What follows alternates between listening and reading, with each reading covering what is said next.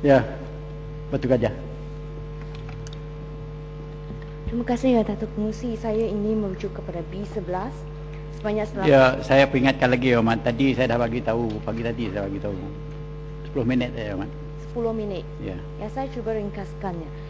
Berkenaan 150 juta untuk menambung pembayaran subsidi bagi pengecualian bil elektrik tahunan bagi penggunaan RM20 dan ke bawah.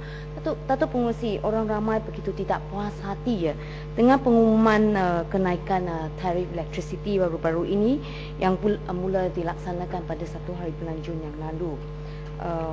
Walaupun CEO TNB menyatakan bahawa memerlukan kenaikan tersebut disebabkan oleh kenaikan harga gas, ia dapat membantu menutup atau mengurangkan kos bebanan TNB. Tapi ini tidak akan memuaskan hati orang ramai dengan kenyataan sedemikian sebab TNB memonopoli pembekalan elektrik di Semenanjung ini dan orang ramai sedang mempersoalkan apakah gaji, apakah benar juga laporan menyatakan bahawa gaji CEO telah dinaikkan sehingga 1.2 juta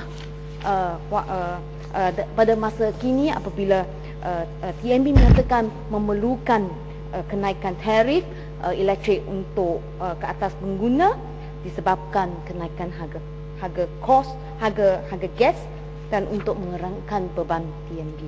Datuk Pengerusi, apa yang saya ingin bangkitkan sekarang adalah berkenaan bil tarif yang baru ini di mana orang ramai terutamanya di kawasan saya sangat marah dan kerana mereka berpendapat kenaikan yang diumumkan sebab menurut kenyataan bahawa kadar tarif yang dikenakan ke atas domestik adalah kenaikan di antara 0.1% hingga 10% sahaja.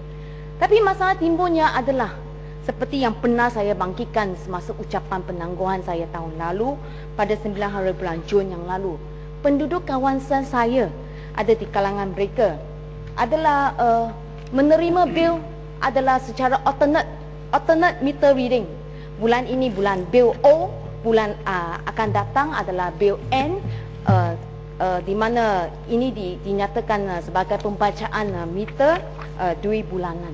Ini kenaikan tarif ini akan menjadikan kadar tarif yang mereka kena bayar jatuh kepada blok tarif yang lebih tinggi. Datuk Pengerusi.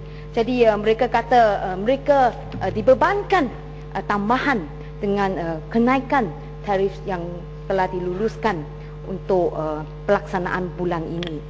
Jadi bagaimanakah kerajaan atau apakah kerajaan bersedia untuk membatalkan pembacaan bil 2 bulanan ini agar pembacaan bil dijalankan setiap bulan seperti di kebanyakan kawasan agar mereka dikenakan charge yang betul seperti yang diterakan dalam laman web ya TNB ini mengikut kadar yang ditetapkan tersebut.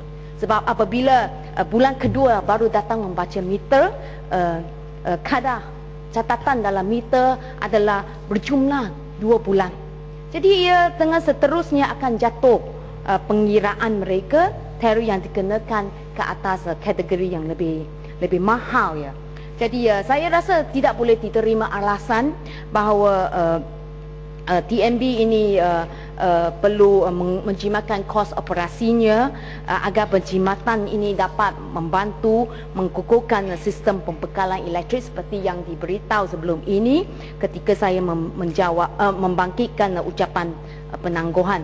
Sebab orang ramai tidak seharusnya dibebankan dengan charge yang lebih tinggi.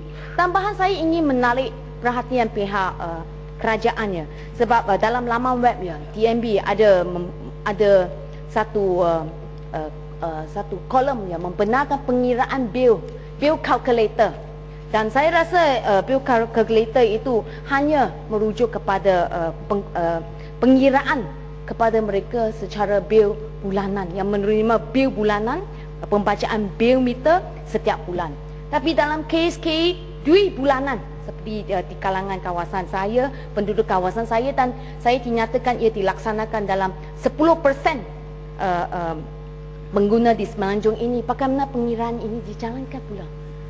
Pengiraan dijalankan di antara bil apabila melakukan bil O bagi bulan Jun tersebut, atau kadar bil Jun tersebut, kadar bil bagi Mei tersebut adalah kadar yang lama kalau mereka dapat bil adalah bil O tersebut.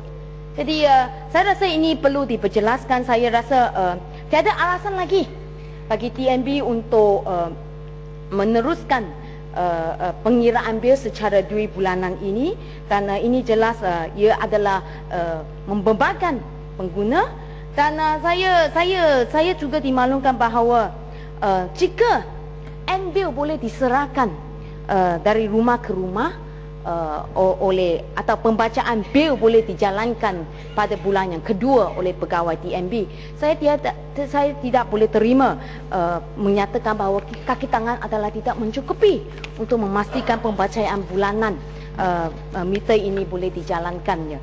Sebab sekarang pada masa ini saya nak tahu bil O-bil yang dikirim oleh atau diserahkan oleh Pos Malaysia, berapakah kos yang dikenakan ke atas TNB ini? Saya rasa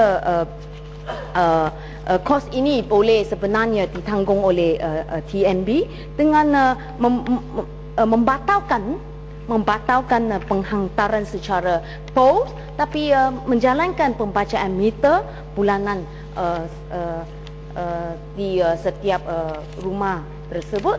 Dan ini untuk juga seperti saya nyatakan mengelakkan pengiraan atau pembayaran kos yang lebih tinggi atau bil yang lebih tinggi terhadap penghuni-penghuni domestik ini.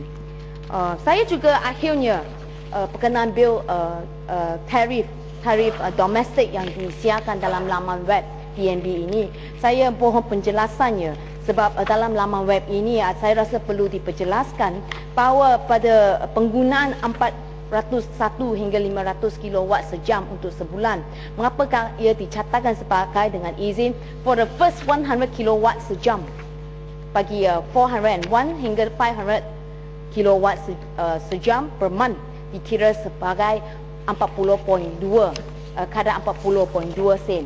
Jadi saya rasa mungkin pihak kerajaan atau TNB boleh menjelaskan mengapa ia menjadi first 100 kilowatt dan bukannya next 100 kilowatt ini.